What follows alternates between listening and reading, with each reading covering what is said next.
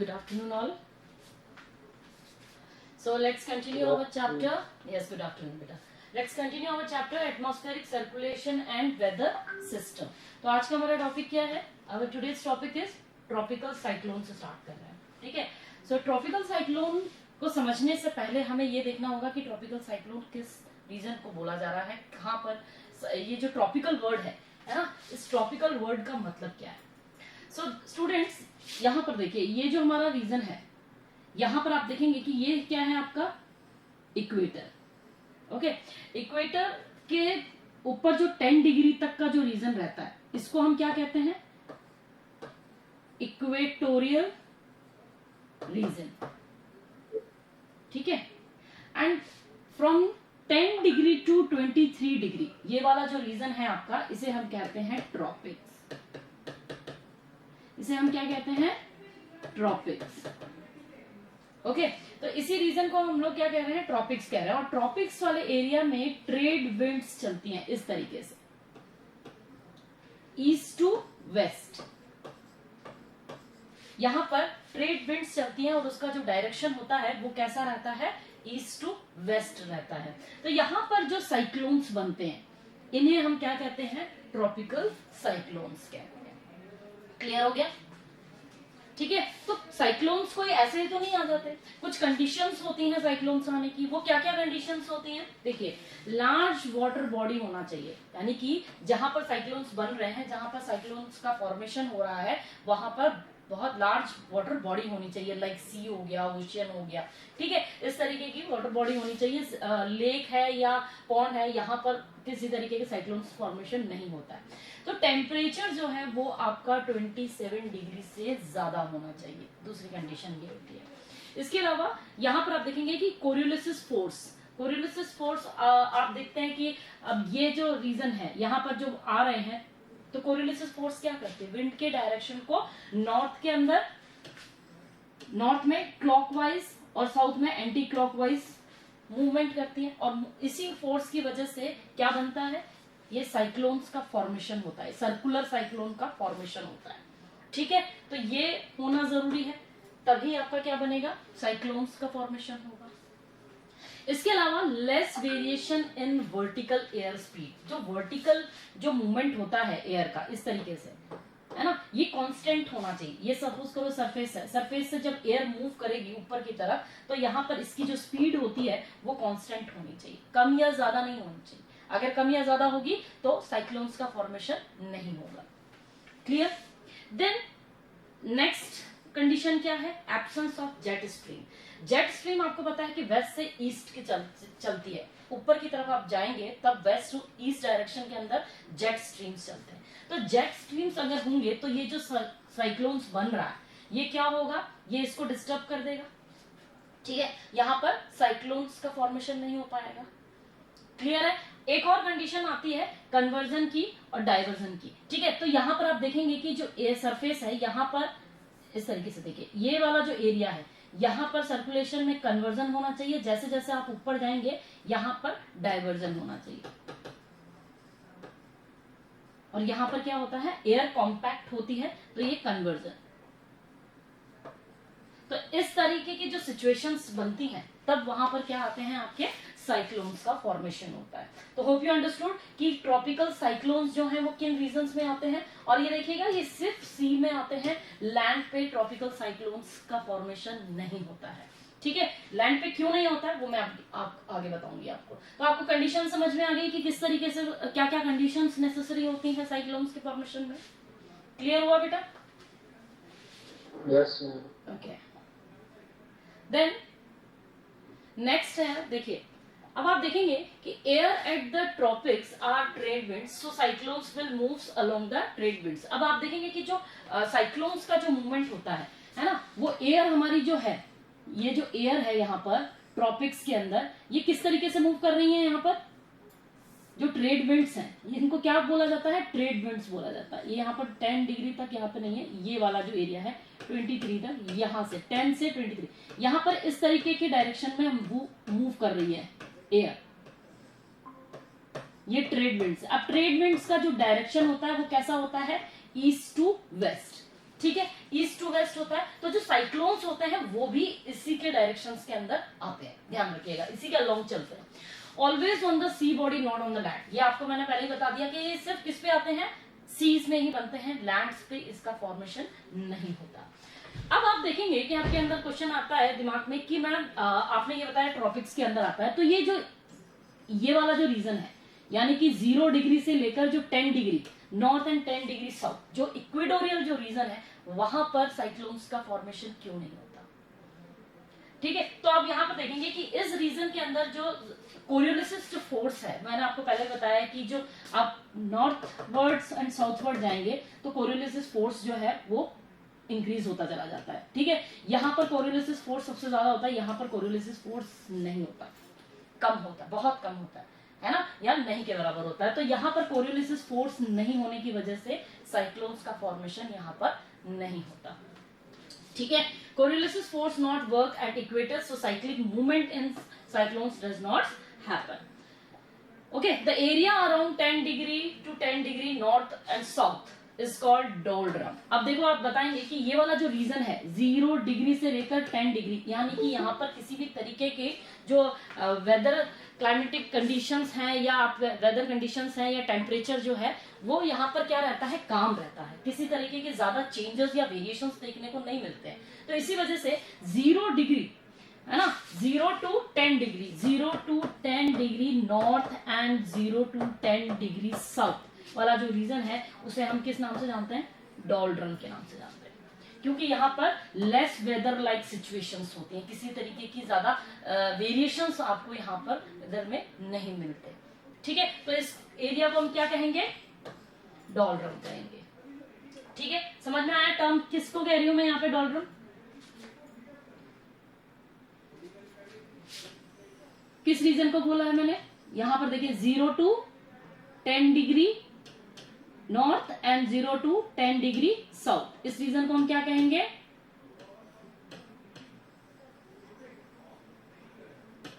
Doldrum.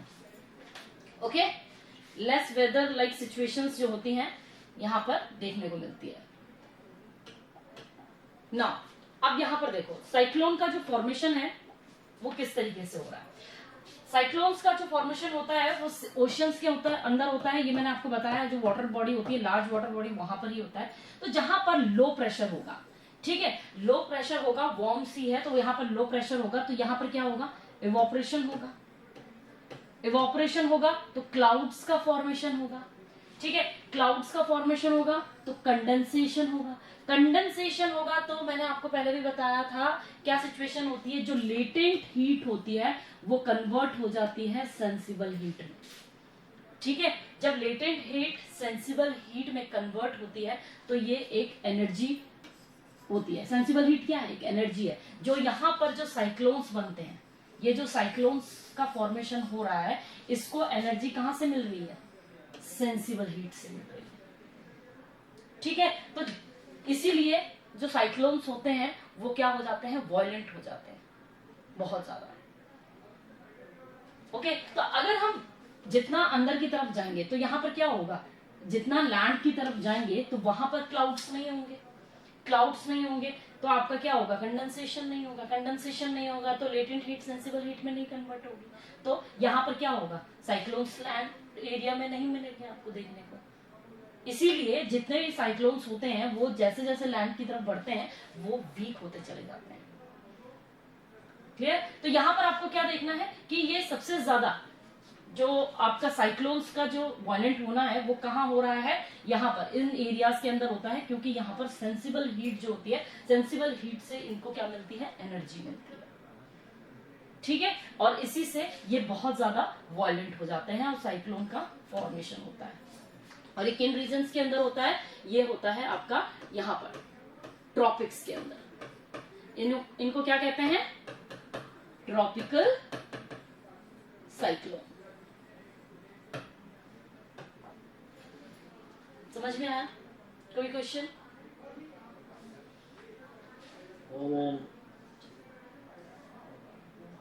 अब यहां पर देखो, अगर हम लोग जो ट्रॉपिकल साइक्लोन है उसको अगर हम ऊपर से देखते हैं, जो स्ट्रक्चर है अगर हम ऊपर से उसको देखते हैं, स्पेस से ऊपर से हम लोग अगर देख रहे हैं तो उसका स्ट्रक्चर समझते हैं। तो यहां पर देखिए ये उसका स्ट्रक्चर है इस तरीके से, ठीक है। यहां पर ये इस तरीके से साइक्लोन्स बनते हैं। अब जो साइक्लोन्स बनते हैं, है ना, तो ये जो दो बीच का जो रीजन है, दो साइक्लोन्स के बीच का जो रीजन है, ये होता है लो प्रेशर वाला रीजन। इसको हम क्या कहते हैं? आई ऑफ साइक्लोन। क्या बोलेंगे? आई ऑफ साइक्लोन, ठीक है। और ये जो है, ये वाली जो वॉल दिख रही है, अब यहां पर क्या होगा? काम सिचुएशन होती है, ज्यादा बारिश नहीं हो रही है, किसी तरीके का कुछ नहीं हो रहा है, यहां पर सिचुएशन आपको काम नजर आएगी। लेकिन ये वाला जो एरिया, ये क्या है? Wall of cyclone. This is wall of cyclone. Wall of cyclone की तरफ अगर आप जाते हैं तो यहां पर क्या होता है? कहीं पर आपको बहुत तेज बारिश देखने को मिलेगी, फिर आप आगे जाएंगे थोड़ी कम बारिश देखने को मिलेगी, फिर आगे जाएंगे बहुत तेज बारिश देखने को मिलेगी। तो यहाँ पर वेरिएशंस देखने को मिलते हैं। जैसे जैसे आप आगे की तरफ जाएंगे आपको सिचुएशंस डिफरेंट देखने को मिलेगी, कहीं पर ज्यादा बारिश देखने को मिलेगी, कहीं पर कम देखने को मिलेगी। तो यहाँ पर आप जो सेंटर वाला पार्ट है, इसे हम कहते हैं स्पाइरल बैंड। क्या बोलेंगे? Spiral band. और यहाँ पर ये जो वॉल है, इसे हम क्या कहते हैं? Annular zone. एन्युलर जोन बोलते हैं इसको, ठीक है। अगर हम ऊपर से इसको देखते हैं तो यहाँ पर आप देखेंगे कि साइक्लोन्स जो है इस तरीके से बनते हैं, आप लोगों ने देखा होगा ये इस तरह। तो ऊपर से जब आप देख रहे हैं तो इस बाहर वाली जो बाउंड्री है उसे हम कहते हैं वॉल ऑफ साइक्लोन, ठीक है। और बीच में ये मैंने जो बताया आपको, ये है आई ऑफ साइक्लोन। जो सेंटर वाला जो पार्ट होता है उसे हम क्या कहते हैं? आई ऑफ साइक्लोन, जहां पर लो प्रेशर बना हुआ होता है। बाहर की जो सिचुएशंस होती हैं उसकी हम लोग बात करते हैं, तो कहीं पर आपको बहुत ज्यादा बारिश देखने को मिलती है, कहीं पर कम देखने को मिलती है, ठीक है। आगे जैसे जैसे बढ़ते जाएंगे वहां पर जो सेंटर पार्ट होता है उसको हम कहते हैं स्पाइरल बैंड। अब यहां पर देखो ये स्ट्रक्चर, ये भी वही है। यहां पर देखिए ये जो एक तरह से आप बना हुआ है पूरा, डिसेंडिंग एयर जो है वो डिसेंड कर रही है यहाँ पर और इस तरीके से फैल रही है। ये स्पाइरल रेन बैंड्स है, रेन बैंड्स है। यहाँ पर कहीं पर ज्यादा बारिश होती है, कहीं पर कम होती है, ठीक है। डिसेंडिंग एयर, ये जो बीच वाला पार्ट है, यहाँ से एयर क्या करती है? अंदर की तरफ आती है और यहाँ पर एयर जो है वो बाहर निकल जाती है। अब यहाँ पर देखो ये भी एक वही स्ट्रक्चर है। ये आप देखेंगे कि स्ट्रक्चर इस तरीके से, कहीं पर बारिश ज्यादा हो रही है, कहीं पर बारिश कम हो रही है, कहीं पर बारिश ज्यादा हो रही है, कहीं ये वाला आई है, आई ऑफ साइक्लोन। जो सेंटर वाला पार्ट है यहाँ पर लो प्रेशर बना हुआ है, यहाँ पर किसी तरीके की कोई वेदर कंडीशंस नहीं हो रही है। वेदर कंडीशंस नहीं कह सकते आप, रेनफॉल की अगर हम बात करें तो वो यहाँ पर आपको नहीं देखने को मिलेगी, ठीक है। अब यहाँ देखेंगे, आगे की तरफ जाएंगे, यहाँ पर बारिश ज्यादा है, फिर देखेंगे बारिश कम है, फिर देखेंगे बारिश ज्यादा है, फिर देखेंगे बारिश कम है। इस तरीके की सिचुएशन जो है वो देखने को मिलती है एक स्ट्रक्चर ऑफ साइक्लोन्स के अंदर, अगर आप वो ऊपर से देखते हैं तो। नाउ साइक्लोन जो है टेम्परेट जो आपका ट्रॉपिकल साइक्लोन है वो टॉपिक वहां पे खत्म होता है। इसके बाद आता है आपका टेम्परेट साइक्लोन।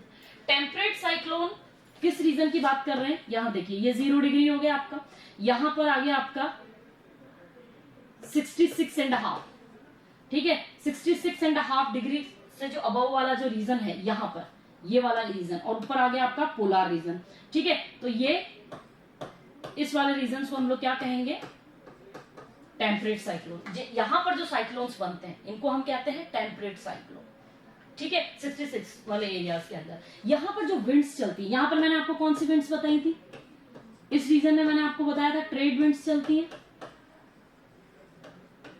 ट्रेड विंड्स का मूवमेंट होता है, ठीक है। ट्रेड विंड्स के साथ साथ आपका ट्रॉपिकल साइक्लोन्स आता है, उसी डायरेक्शन के अंदर जाता है, ठीक है। तो यहाँ पर आप देखेंगे ये चल रही थी किस डायरेक्शन में? East to west. ये जो चलती है ये चलती है वेस्ट टू ईस्ट। यहाँ पर देखिए ये कैसे चल रही है? वेस्ट टू ईस्ट चलती है। इनको हम क्या कहते हैं? वेस्टर्लीज कहते हैं। यहाँ पर भी वेस्टर्लीज कहेंगे, यहाँ पर भी वेस्टर्लीज कहेंगे, ठीक है। इनको बोलेंगे वेस्टर्लीज। यहाँ पर लो प्रेशर जोन होता है और यहाँ पर होता है हाई प्रेशर जोन। आपको पता है पोलर रीजन के अंदर हाई प्रेशर जोन हो रहा है ना। तो यहाँ पर जो साइक्लोन्स का फॉर्मेशन होता है उसे हम कहते हैं टेम्परेट साइक्लोन। 66.5 रीजन वेस्टर्लीज जो कि वेस्ट टू ईस्ट मूव करती हैं, ठीक है। अल्का front vertical discontinuity to separates two air masses. अब यहां पर देखो फ्रंट्स, आप टेम्परेट साइक्लोन्स को फ्रंट्स के नाम से भी जान सकते हो। क्या बोलेंगे इनको? फ्रंट। ठीक है, और जो प्रोसेस होता है फ्रंट्स का बनने का उसको हम क्या कहते हैं? फ्रंटोजीनियस। ओके, तो यहां पर आप देखेंगे कि ये है क्या, फ्रंट्स है क्या? ये एक वर्टिकल डिस्कनेक्टिविटी है। ठीक है, यहां पर देखो वर्टिकल डिसकंटिन्यूटी, वर्टिकल डिसकंटिन्यूटी जो कि दो डिफरेंट एयर मासेस को सेपरेट करती है। अब यहां पर समझने की कोशिश करना किस तरीके से। सपोज करो ये वार्म एयर है और ये कोल्ड एयर है, इन दोनों को जो सेपरेट करेगा वो जो फ्रंट है उसे हम कहते हैं, ये जो पोर्शन है ये फ्रंट बोला जाता है, इसको बोला जाता है फ्रंट, जो दो एयर मासेस को सेपरेट करता है। अब यहां पर देखना, यहां ट्रेड विंड्स चल रही है, यहां वेस्टर्लीज है। अब इन दोनों को, ये वाला जो पोर्शन है ये क्या कर रहा है? ये डिसकंटिन्यूटी है, ये इसको हम कहते हैं फ्रंट, क्योंकि ये क्या कर रहा है? दो डिफरेंट एयर मासेस को, यहां पर क्या था आपका? लो प्रेशर है, यहां पर हाई प्रेशर है, तो ये दोनों को क्या कर रहा है? दोनों को क्या कर रहा है? यहाँ पर डिफरेंट डिफरेंट है ना, दोनों एयर मासेस को डिसकंटिन्यूटी कर रहा है ना, यहाँ पर डिसकंटिन्यूटी है, तो इसी को हम क्या कहते हैं? फ्रंट कहते हैं। और जो पूरा जो प्रोसेस है उसे हम कहते हैं फ्रंटोजीनियस। यहां पर अब इसको समझ लेते हैं। देखो फॉर्मेशन किस तरीके से हो रहा है, फ्रंटोजीनियस का जो फॉर्मेशन है उसको देख लेते हैं। तो सबसे पहली जो सिचुएशन है वो यहां पर देखिए, ये फ्रंट हो गया, यहां से कोल्ड एयर है, यहां पर वार्म एयर है, ये दोनों की दोनों क्या कर रही हैं? एक दूसरे में इंटरफेयर नहीं कर रही हैं, ये दोनों अपना पैरेलल जरूर चल रही है लेकिन डायरेक्शन भी इनका क्या है? अपोजिट है। यहां पर देखो इसका डायरेक्शन क्या है?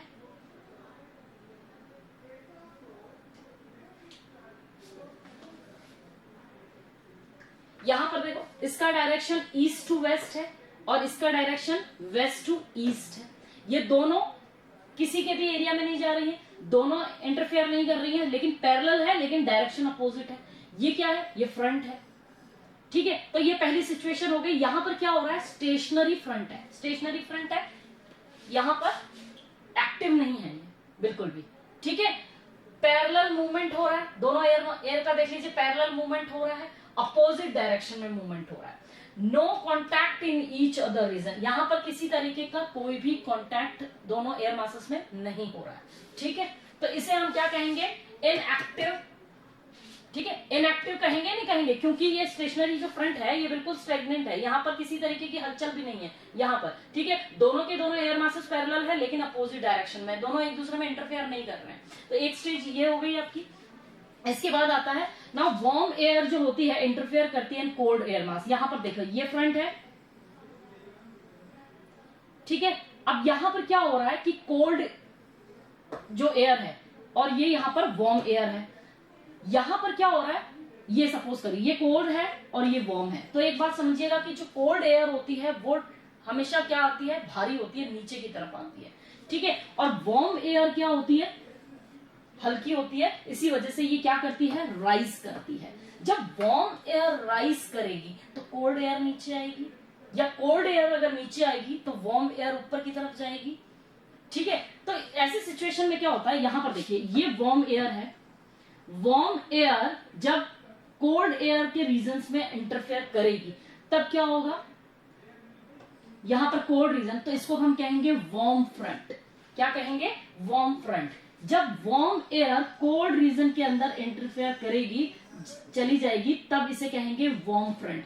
और जब कोल्ड एयर वार्म एयर के अंदर इंटरफेयर करेगी इस एरिया में, तब इसे कहेंगे हम कोल्ड फ्रंट। इस सिचुएशन को हम क्या कहेंगे? कोल्ड फ्रंट कहेंगे। अब ऐसी सिचुएशन में क्या होता है? यहां पर देखो ये कोल्ड एयर किस में जा रही है? वार्म एयर वाले एरिया के अंदर जा रही है। तो यहां पर ये जो प्रोसेस होगा ये काफी फास्ट होगा, ये जो प्रोसेस होगा ये काफी फास्ट होगा। इसी वजह से यहाँ पर जो प्रेसिपिटेशन होगी वो भी काफी ज्यादा होगी, तेज होगी। ठीक है, एरिया ज्यादा होगा लेकिन टाइम ड्यूरेशन जो होगा वो कम होगा प्रेसिपिटेशन का। बारिश होगी लेकिन थोड़ी देर के लिए होगी।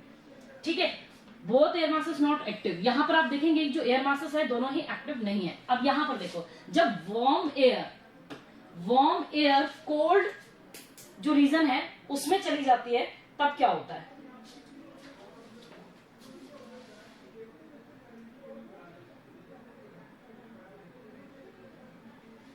यहां पर देखो, वार्म एयर जब कोल्ड एयर के रीजन में जाती है तो इसे हम क्या कहेंगे? वार्म फ्रंट कहेंगे। अब आपको पता है कि जो वार्म एयर होती है वो काफी स्लो मूवमेंट होता है, उसका जो मूवमेंट होता है वो काफी स्लो होता है। तो स्लो मूवमेंट होने की वजह से प्रिसिपिटेशन भी कम होगी, यानी कि स्लो होगी, धीरे होगी और लिमिटेड एरिया में होगी, क्योंकि एरिया जल्दी से कवर नहीं कर रही है। तो जिन जिन एरियाज के अंदर वो मूवमेंट करेगी वहीं पर बारिश होगी, ठीक है। लेकिन जो बारिश होगी क्योंकि स्लो मूवमेंट है काफी देर तक होगी। और कोल्ड फ्रंट के अंदर क्या हो रहा था कि फास्ट मूवमेंट हो रहा है। फास्ट मूवमेंट होने की वजह से क्या हो रहा था? टाइम ड्यूरेशन कम था प्रिसिपिटेशन का। और यहां पर क्या हो रहा है? क्योंकि धीरे मूवमेंट हो रहा है तो प्रिसिपिटेशन का जो टाइमिंग है वो क्या रहेगा? काफी देर तक रहेगा।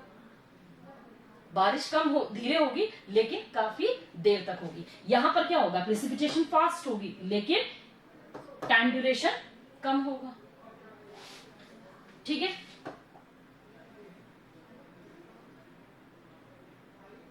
अब एक सिचुएशन क्या होती है, जब वार्म और कोल्ड एयर मासेस दोनों मर्ज हो जाते हैं। दोनों जो एयर मासेस हैं जब वो मर्ज हो जाते हैं तो इस सिचुएशन को कहते हैं एक्यूलेटेड फ्रंट। इसे हम कहते हैं एक्यूलेटेड फ्रंट। और यही मेन साइक्लोन्स का बनने का रीजन होता है। टेम्परेट साइक्लोन्स जो आते हैं वो यही होते हैं जब वार्म और कोल्ड मासेस, एयर मासेस जो हैं वो दोनों मर्ज हो जाते हैं। तो ऐसे सिचुएशन को हम कहते हैं एक्यूलेटेड फ्रंट। और इसी के अंदर साइक्लोन्स जो हैं वो काफी ज्यादा वायलेंट होते हैं। अब देखिए, हमारा जो लास्ट टॉपिक है इसका वो है हमारा थंडरस्टॉर्म। थंडरस्टॉर्म का जो आपने देखा होगा कि बिजलियां कड़कती हैं तेज और उसके साथ में जो बारिश होती है, लाइटिंग वगैरह होती है, उसी को हम क्या कहते हैं? थंडरस्टॉर्म कहते हैं। तो it means term rain and plus lightning. Light और रेन दोनों जब चीजें होती हैं तब हम उसे क्या कहेंगे? थंडरस्टॉर्म कहेंगे। For rain to occur area must be warm and have water. यानी कि अगर हम बात करते हैं कि जहां पर थंडरस्टॉर्म आती है या रेन वगैरह जो हो रहा है तो ऐसे रीजन्स के अंदर ही थंडरस्टॉर्म होंगे जहां पर एयर जो होगी वो वार्म होगी और आपकी एयर के अंदर क्या होना चाहिए? मॉइस्चर होना चाहिए, वाटर होना चाहिए। मॉइस्ट एयर वाले रीजन के अंदर ही थंडरस्टॉर्म होता है। If water present air will move vertically called convectional movement. जब मॉइस्ट एयर वर्टिकल मूवमेंट करती है, मॉइस्चर वाली जब एयर वर्टिकल जब उसका मूवमेंट होता है तब आप उसको क्या कहते हैं? कन्वेक्शनल मूवमेंट कहते हैं, ठीक है। तो यहां पर थंडरस्टॉर्म आने के लिए कन्वेक्शनल मूवमेंट का होना भी जरूरी होता है, या ऐसे रीजन में थंडरस्टॉर्म आएंगे जहां पर कन्वेक्शनल मूवमेंट हो एयर का। So thunderstorm occur due to convectional flow of moist and hot air. Obviously जो मॉइस्ट वाली एयर होती है, जब वर्टिकल मूवमेंट होता है और वो गर्म हो, वार्म हो, तभी आप क्या आएगा? वहां पर थंडरस्टॉर्म आता है। And the cloud is called cumulonimbus nimbus.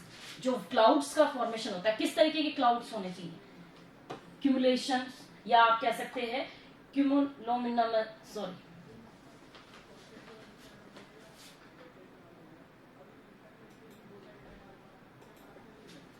ठीक है। अब देखिए, क्लाउड्स जो होंगे वो कैसे होंगे? क्यूमुलोनिम्बस टाइप के क्लाउड्स होने चाहिए आपके, ठीक है। आपने देखा होगा कि वर्टिकल वी शेप्स के अंदर इस तरीके के कुछ क्लाउड्स होते हैं, काफी गहरे, इसी को बोला जाता है क्यूमुलोनिम्बस क्लाउड्स, ठीक है। थंडर एंड लाइटनिंग जो होगी वो भी होनी चाहिए उस समय। If air is dry then dust storm to see. अगर एयर ड्राई होगी तो किस तरीके का स्टॉर्म आएगा? जो स्टॉर्म आएगा उसमें डस्ट पार्टिकल्स होंगे बहुत ज्यादा, ठीक है। अगर वहां पर मॉइस्चर नहीं होगा एयर में तो किस तरीके का स्टॉर्म आएगा? ड्राई होगा तो डस्ट होगी स्टॉर्म के अंदर, तो डस्ट स्टॉर्म्स आएंगे। If thunder storms reach upper atmosphere, जब थंडर स्टॉर्म्स अपर एटमॉस्फेयर में पहुंचते हैं तब वहां पर क्या होता है? Where temperature 0 degree, then hail storm seen. अगर आप देखेंगे कि यहाँ पर टेम्परेचर जो है, ये थंडर स्टॉर्म जो है अपर वाले एरियाज में आ जाता है। यहाँ पर आपको पता है कि टेम्परेचर चला जाता है 0 डिग्री। जैसे जैसे आप ऊपर चले जाएंगे टेम्परेचर डिक्रीज होता है। जब 0 डिग्री तक वहां तक पहुंच जाएंगे तब ये थंडर स्टॉर्म में क्या होगा, हेल स्टॉर्म्स आएंगे। आपने देखा होगा बर्फ वाली जो बारिश होती है, तो ये उसी वजह से होता है। जब थंडर स्टॉर्म अपर एटमॉस्फेयर में पहुंच जाता है जहां पर 0 डिग्री टेम्परेचर रहता है, तो वहां पर फिर क्या होगा, उन एरियाज के अंदर क्या आएगा, हेल स्टॉर्म्स देखने को मिलेंगे। ठीक है,